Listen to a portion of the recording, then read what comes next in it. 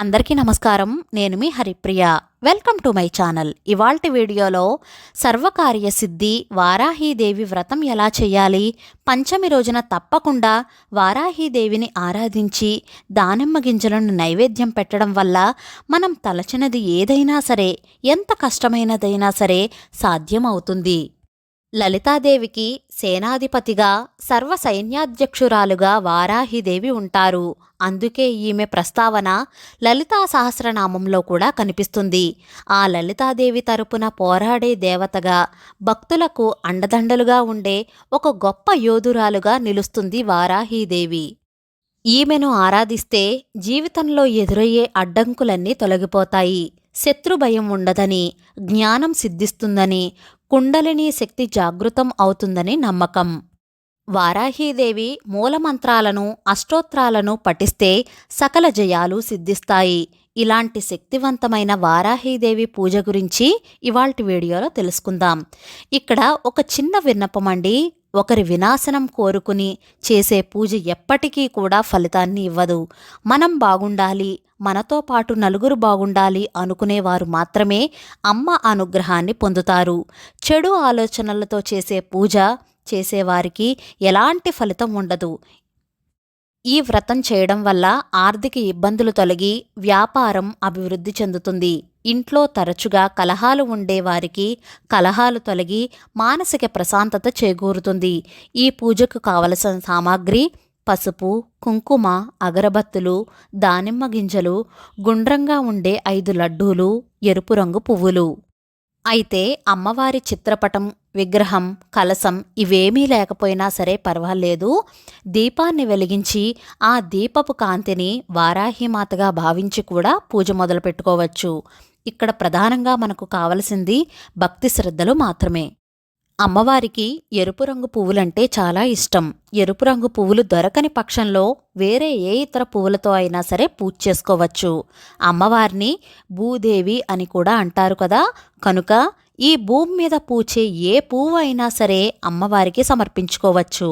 వారాహిమాత పూజకు మొదట అమ్మవారి పటం లేకపోతే అమ్మవారిని ఆవాహనం చేస్తూ కలశమైనా పెట్టుకోవచ్చు. అదీ కాకపోతే మనం నిత్యం దీపం వెలిగించే దీపమైనా అమ్మా, ఈ దీపపు కాంతినే నీ రూపంగా భావిస్తున్నాను అని మన మనసులో అనుకుని 16 శుక్రవారాలు వారాహీదేవి పూజ చేయవచ్చు.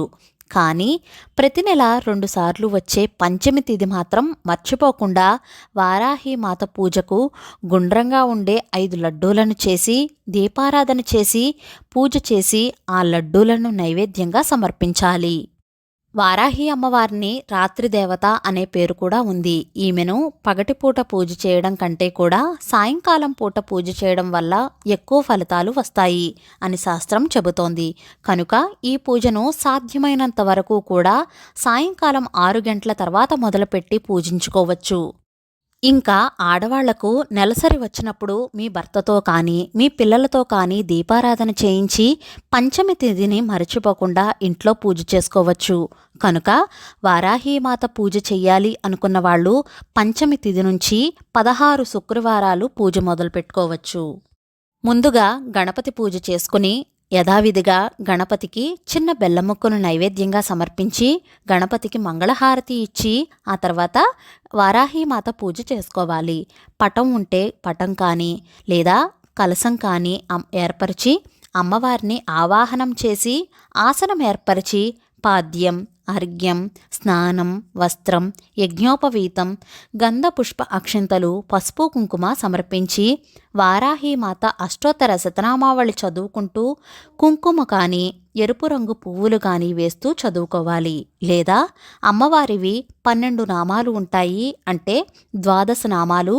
ఆ 12 నామాలు చదువుకుంటూ ఎరుపు రంగు పువ్వులు కానీ ఎరుపు రంగు అక్షంతలు కానీ పసుపు కుంకుమలు వేస్తూ చదువుకోవాలి.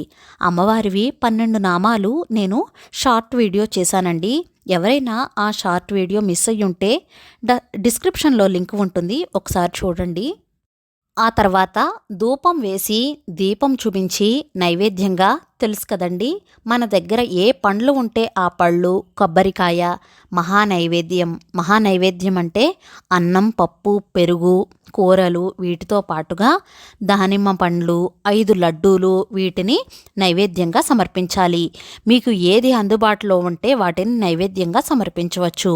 తర్వాత మంగళహారతి ఇవ్వాలి. ఆ తర్వాత తాంబూలం సమర్పించి మంత్రపుష్పం చెప్పుకుని ఆత్మ ప్రదక్షిణ చెయ్యాలి. ఇక్కడితో వారాహీమాత పూజ పూర్తవుతుంది. ఈ పూజ చేసుకోవడం వల్ల మనకు చిన్నపాటి సమస్యలున్నా తొలగిపోతాయి.